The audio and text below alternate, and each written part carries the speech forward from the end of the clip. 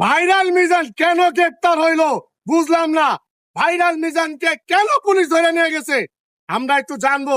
Viral মিজানকে handcuff পরায় নিয়ে গেছে কেন, অবশ্যই ভাইরাল মিজানের স্টাফদের কাছ থেকে শুনবো। ভাই ক্যামেরা নিয়ে আসেন। ভাইরাল মিজানকে যখন গ্রেপ্তার করছে তখন কি আপনি ছিলেন? জি ছিলাম।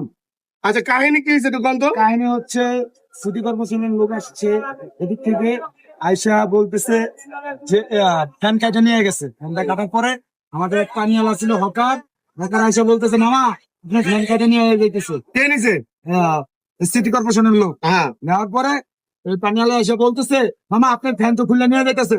ওইতে ওই যে কারেন্টের লোকজন ঘরে কারেন্ট আসছে দৌড়ে এখানে, আসার পরে ওইখান থেকে পুলিশ আসছে, দুইজন কনস্টেবল আসার পরে বলতেছে সামনে সামনে কি হয়েছে, কি হওয়ার পরে মনে করেন এক পর্যায়ে হাতে পানি